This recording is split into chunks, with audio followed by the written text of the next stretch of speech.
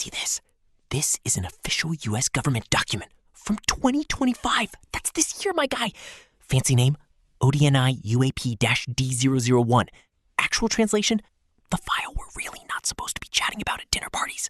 Look, I get it. You're thinking, oh great, another UFO sighting from some rural farmer named Clem who thought Venus was a space mothership. Trust me, I feel that skepticism in my soul.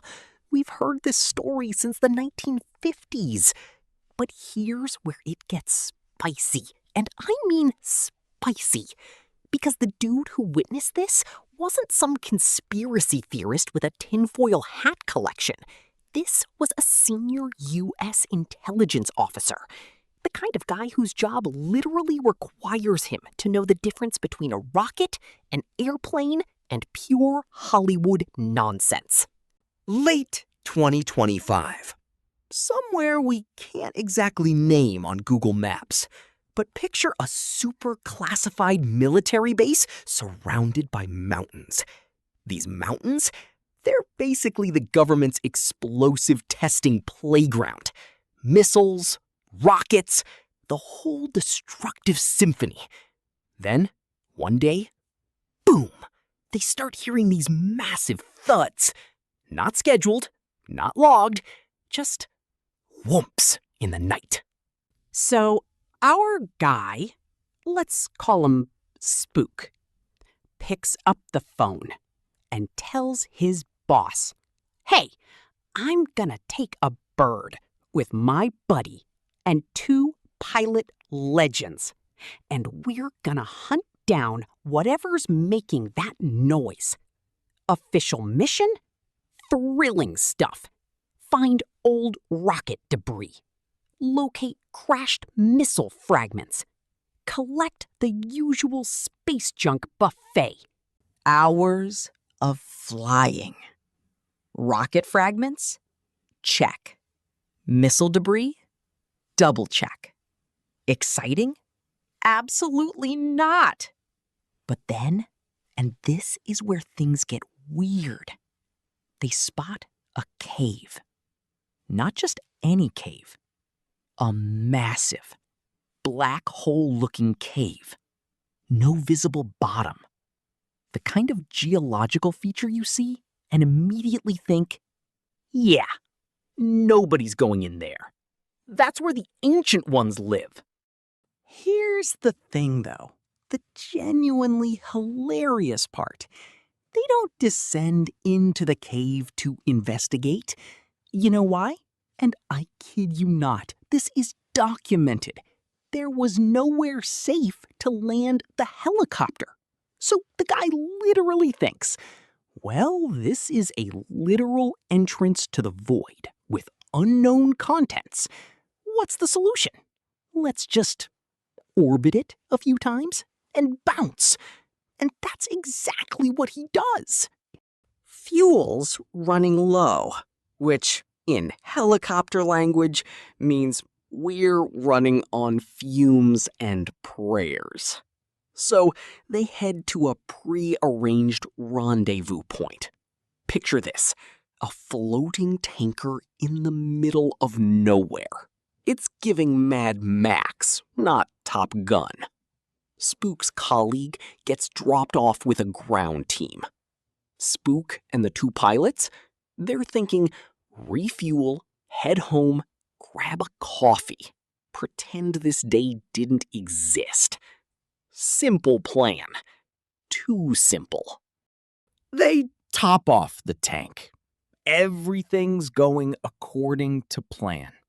The end game is refuel, cruise back to base, file some paperwork, maybe take a nap, wake up and act like a normal Tuesday happened.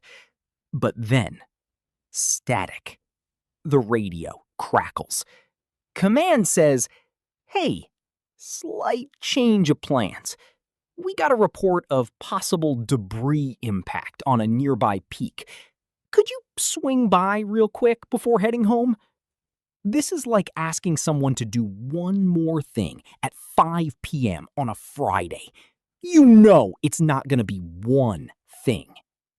They agree. Wrong decision. And history will remember this as a wrong decision. The sun's dropping fast. Visibility's in the toilet.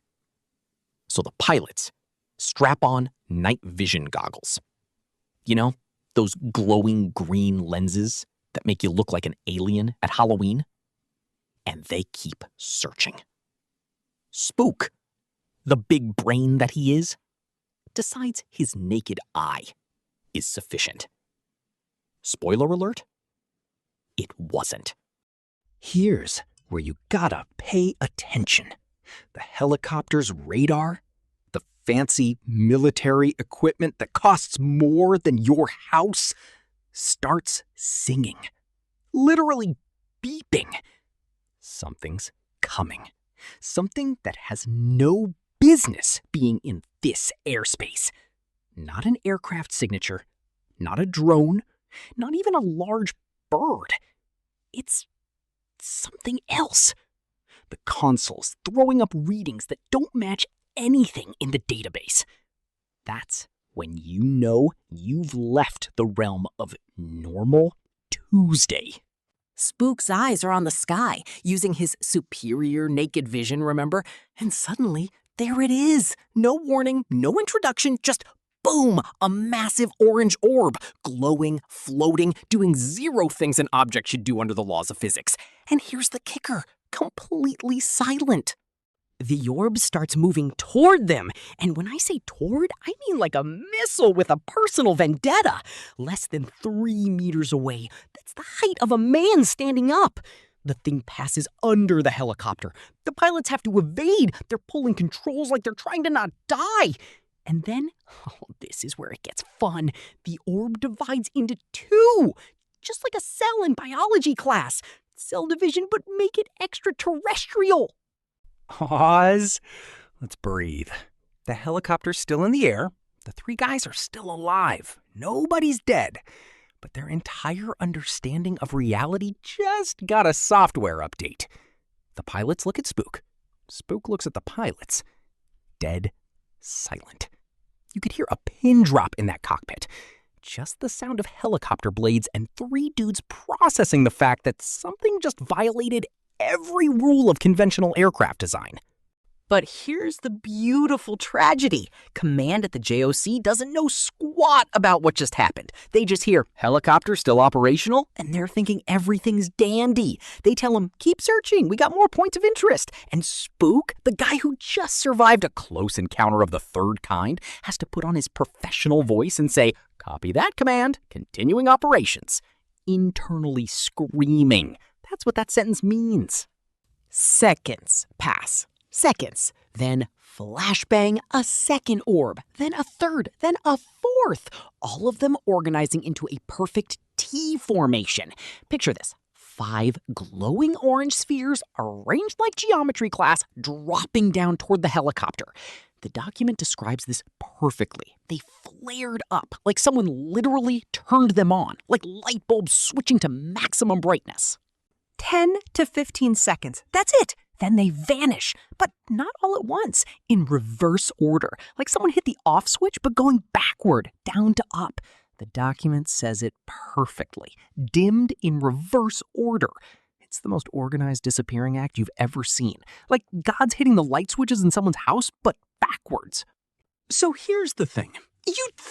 You'd naturally assume that this guy, sitting in a military helicopter packed with more expensive equipment than a Tesla factory, would capture some visual evidence. Maybe snap a quick pic on his government-issued phone, take literally any recording. But no. The official report says, and I'm reading this verbatim, I didn't take photos as I was focused on assessing what it was and whether it posed a threat. Translation, he froze harder than a popsicle in a freezer. But hold up, because that, ladies and gentlemen, was just Act 1. Because at that exact same moment, 23,000 feet up in the air, which is basically commercial flight altitude, 2 fighter jets are entering this airspace. We're talking about F-16s. You know, the ones that cost $267 million each. The ones with pilots who train their entire lives for scenarios like this. The ones that are basically flying lawyers in metal suits with missiles. And here's where it gets absolutely ridiculous, because the same orbs, yes, the same ones, appear directly above the jets. Not to the side, not below, directly on top. And they ignite in a horizontal line, and they match the jet's speed, they match the jet's trajectory, like they're playing a game of the most high-stakes car racing ever filmed, except in the sky at 23,000 feet with objects that shouldn't exist. Spook literally writes in the report, I'm quoting, "I remarked to the pilots that it seemed the same orbs we had encountered were now chasing the fighters." And this repeats over and over. The jets try maneuvers, the orbs adjust, they go ahead, they fall back, they make vertical loops. They're basically playing with them like a cat with a laser pointer. This isn't combat, this is a flex. This is something far more advanced than any military aircraft on Earth, just casually reminding humanity that we've been out-teched. Eventually, the jets basically go, okay, we're not winning this. Let's land and pretend this never happened. So they land. Meanwhile, the helicopter's still up there, still watching. And when the fighter jets abandon ship, the orbs go back to harassing Spook. 3 orbs form a perfect equilateral triangle around the helicopter. Geometric precision, like an alien geometry class final exam. They pulse light, they dim light, seconds pass, then vanish. All at once, like someone closed the briefcase on a magician show. Helicopter's almost out of fuel. Spook and the pilots exchange looks that say, "We saw what we saw, but we're never discussing it again." They head back to base. Land. Spook steps out. Doesn't even properly debrief. Just walks over to the pilots, shakes their hands, doesn't say much more than, "Thanks, guys. That was something." The pilots nod like men who've seen the face of God and decided to keep it to themselves. Spook walks into command to give the briefing. But here's the thing. He can't find the words.